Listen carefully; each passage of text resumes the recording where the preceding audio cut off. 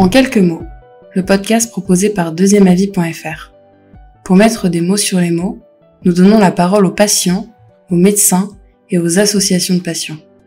À travers leurs témoignages, ce podcast met en lumière des expériences personnelles, l'expertise médicale et le soutien associatif, offrant à chacun une vision complète et éclairée autour de maladies graves, rares ou invalidantes.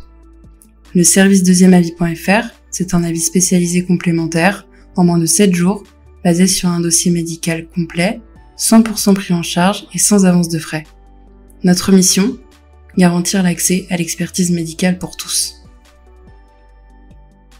Aujourd'hui, nous accueillons Laetitia Boléa qui vient nous parler du cancer de la prostate et des actions menées en France par l'association ANAMACAP dont elle est la déléguée générale. Bonjour Laetitia. Bonjour Domitille, merci pour cette invitation. Effectivement, donc je travaille pour l'ANAMACAP, qui veut dire Association nationale des malades du cancer de prostate. C'est une association qui a été créée en 2002, ça fait plus de 20 ans, par un patient lui-même concerné. Il a été touché par un cancer de prostate agressif et il a constaté à ce moment-là qu'aucune association de patients n'existait sur le territoire pour le premier cancer de l'homme, le cancer de la prostate. Il s'est entouré de quelques grands chefs de service sur le territoire et il a créé l'association ANAMACAP. L'ANAMACAP, en fait, a deux raisons d'être principales. La première, c'est de faire des patients des acteurs de leur santé. C'est un concept un peu novateur à l'époque, mais il est vrai que le cancer de prostate a plusieurs visages, donc il est important de bien comprendre à quel type de cancer on a affaire. Et pour nous, l'objectif est d'apporter la meilleure information aux patients. Un autre élément, c'est de militer pour un dépistage précoce du cancer de prostate. Voilà, sur 60 000 nouveaux cas par an, en fait,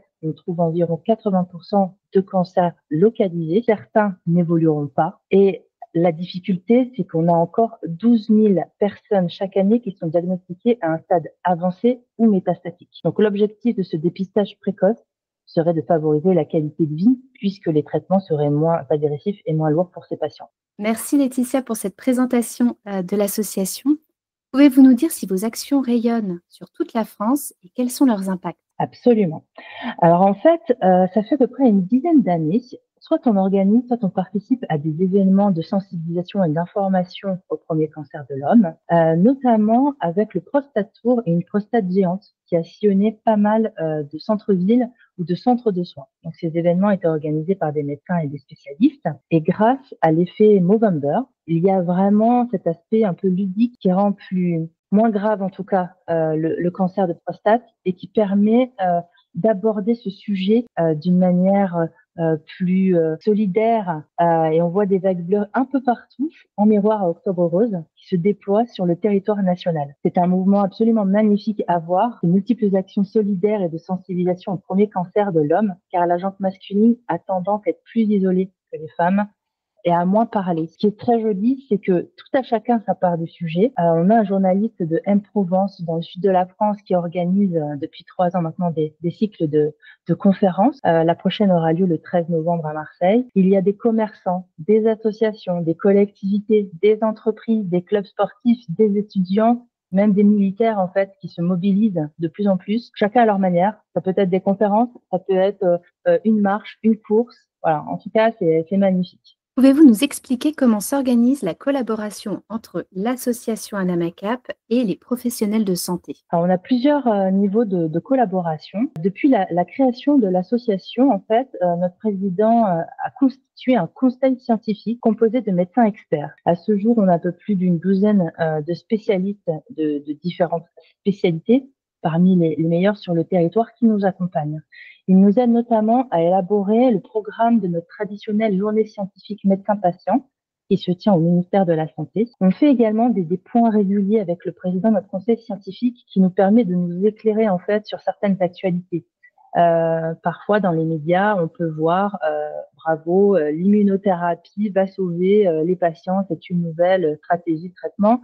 Et en fait, quand on débrouille un petit peu les informations, on s'aperçoit que l'immunothérapie existe depuis fort longtemps et que pour le cancer de prostate, malheureusement, il n'y a pas autant de résultats que souhaité. Je crois qu'il y a uniquement 3% des patients qui peuvent répondre à ce type de traitement. Donc le fait d'être accompagné par des experts, par notre conseil scientifique, ça nous permet d'y voir plus clair. Ça nous permet aussi d'avoir une sorte de partage d'expérience entre l'expérience des patients qu'ils ont vécu et l'expérience et connaissance des médecins. Donc ça, c'est un premier niveau. Ils nous accompagnent aussi parfois lorsque l'on a des questions qui nous sont adressées par les patients ou leurs proches. Nous, bien sûr, en tant qu'association, on n'a pas le droit de donner d'avis médicaux, mais si la question est d'ordre général, on va dire, qu'elle peut répondre à l'ensemble de la communauté des patients, on peut soumettre une question à l'un de nos experts qui nous accompagne et diffuser ensuite la réponse sur notre site. On a également d'excellentes relations avec les sociétés savantes,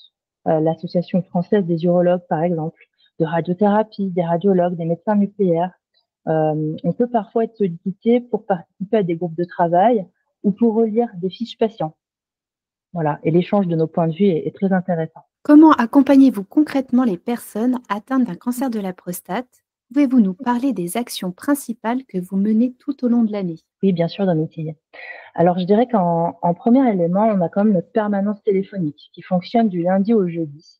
C'est un premier niveau de soutien et d'information pour les patients et les proches. On a aussi une possible mise en relation avec des patients pairs, PAIR. C'est-à-dire qu'il y a des patients qui sont dans la maladie depuis bien plus longtemps, qui ont une expérience, un recul, et qui peuvent partager leur expérience avec des patients qui viennent nouvellement diagnostiquer ou qui font face à des effets secondaires, par exemple. Quand on ressent qu'il y a un besoin d'accompagnement psychologique plus important, à ce moment-là, on envoie les patients et les proches vers la permanence téléphonique de l'INCa, Institut national du cancer, en partenariat avec la Ligue nationale contre le cancer. Il y a des psychologues qui sont là spécialisés en oncologie pour répondre justement aux patients et aux proches. L'objectif est de ne pas vivre cette étape seul. On a aussi un site internet avec des informations, un forum d'entraide, des témoignages, une newsletter qui comporte notre veille scientifique avec des actualités, des informations, des événements. Et ensuite, je vous parlerai peut-être, depuis l'an passé, on organise des cafés prostate en région. L'objectif pour nous était vraiment de rassembler dans un même lieu toutes les personnes qui en ressentaient le besoin pour avoir ce partage d'expérience, échanger sur des problématiques, des astuces. J'ai développé également des partenariats. L'un d'entre eux s'est fait avec Doctical. Doctical, c'est une plateforme vidéo en ligne sur la santé intime et le cancer de prostate.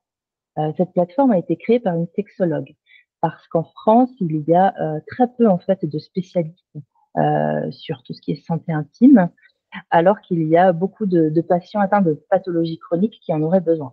Donc, elle s'est dit autant faire bénéficier des connaissances le public le plus large possible. Donc, ils ont commencé cette expérimentation avec le cancer de prostate. Et ils organisent aussi tous les 2 mois à peu près un atelier en ligne d'une trentaine de participants avec des couples parfois pour répondre à ces questions sur la santé intime et le cancer de prostate. Nous avons également développé un autre partenariat avec la plateforme Deuxième Avis et nous en sommes très satisfaits parce que cela répond à un besoin de patients qui ne savent pas vers quel spécialiste se tourner ou qui peuvent être isolés géographiquement, médicalement.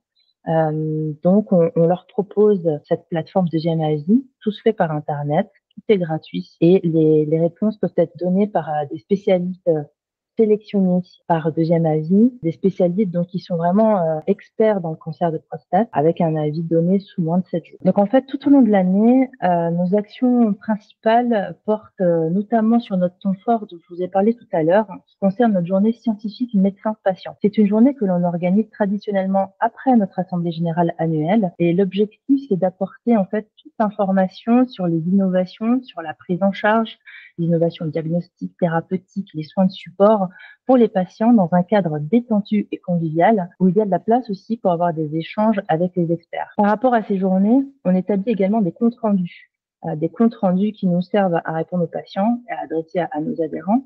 Et très prochainement, nous aurons les replays de ces journées scientifiques sur notre chaîne YouTube. Nous organisons classiquement aussi des conférences grand public. Et cette année, notre vice-président a voulu mettre en évidence un ciné-débat parce qu'il y a un petit film qui existe depuis une vingtaine d'années et le parallèle était extrêmement intéressant entre les innovations de prise en charge et le ressenti des patients, le témoignage qu'ils pouvaient en apporter. Et nous avons un beau projet avec le président de notre conseil scientifique. Nous espérons vivement qu'il va se concrétiser. L'objectif serait d'organiser un nouveau programme de dépistage du cancer de la prostate et de la santé masculine dans une région fortement impactée en France. Pourquoi? En fait, je rappelle qu'on n'a pas encore de campagne de dépistage ou de communication organisée par les autorités de santé sur le premier cancer de l'homme, à l'exemple du cancer du sein ou du côlon.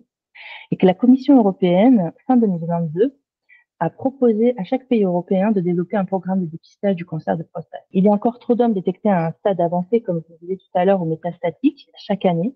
Donc l'objectif, c'est de mettre en place ce dépistage, de le tester. Et pour la santé masculine, il y a une grande partie des cancers de prostate qui sont diagnostiqués avec un stade très localisé et parfois qui n'évoluera pas. Mais ça n'a pas de sens de dépister seulement un cancer de prostate qui n'évoluerait pas s'il n'y a pas de prévention aux autres maladies à côté. Par exemple, le cancer du côlon, les maladies cardiovasculaires, la gestion du surpoids ou le tabac. Comment l'association permet à l'entourage des patients de mieux les comprendre et de les soutenir? Alors effectivement, le sujet des aidants, des proches aidants et de l'entourage est un sujet important. Notre permanence est ouverte à tous, donc ça permet déjà d'avoir un premier niveau d'information et de soutien. Il est vrai que le fait de ne pas être informé en tant qu'entourage donne un caractère un peu anxiogène. Le mot cancer fait toujours peur. Si on informe l'entourage, cela permet aux proches de mieux accompagner les patients. Tout ce que l'on propose aux patients, on propose également aux aidants. Et on a d'ailleurs mis en place un webinaire il y a 2 ans avec la compagnie des aidants pour que les proches, l'entourage, sachent ce qu'ils peuvent faire, ils doivent savoir. Et on avait par ailleurs 2 témoignages extrêmement riches d'entourage et très émouvants. On a un replay qui peut être disponible sur notre chaîne YouTube. Et on a aussi un forum. Pour finir, comment peut-on adhérer à l'association et participer à vos actions? Alors, c'est très simple, Domitille. Il suffit de se rendre sur notre site www.anamacap.fr. Vous pouvez nous écrire. Vous retrouverez un petit formulaire pour nous écrire. Vous pouvez participer à nos actions. Et si vous souhaitez adhérer, vous avez un petit formulaire également à compléter. Le montant de notre cotisation est libre. C'est un choix, puisque notre association a la mission reconnue d'utilité publique. Et pour nous, l'objectif, c'est que tout à chacun puisse s'informer et être accompagné. Donc, à partir de 1 euro, vous pouvez adhérer. Vous pouvez également, si vous le souhaitez, nous aider dans nos actions et contribuer avec un don plus conséquent. En moyenne, on constate une cotisation de don d'un montant de 52 €, en sachant que l'on peut délivrer un reçu fiscal de 66% du montant de votre versement. Merci Laetitia d'être venue nous présenter l'association ANAMACAP ainsi que les actions menées tout au long de l'année sur le territoire. Auriez-vous un petit mot pour la fin? Oui, eh bien, merci beaucoup Domitille de nous avoir donné la parole. Et je pense qu'en ce mois de novembre, l'important, c'est de libérer la parole, libérer les tabous face à ce cancer de la prostate, pour mettre plus de vagues bleues comme pour le rose dans le cancer du sein. On est tous solidaires ensemble et surtout, à partir de 50 ans, parlez-en à votre médecin. Il y a des tests de dépistage extrêmement simples à mettre en place avec juste une prise de sang. L'important, c'est d'avoir un suivi de courbe et d'en parler. Plus tôt on se fait prendre en charge, et plus simple est le suivi, voire le traitement s'il y en a besoin. Merci pour votre engagement à nos côtés et pour votre temps. Merci Deuxième Avis, à bientôt. Merci d'avoir écouté cet épisode avec Laetitia Boléa, déléguée générale de l'association ANAMACAP. Si cet échange vous a apporté des réponses et vous a éclairé, vous pouvez le partager autour de vous.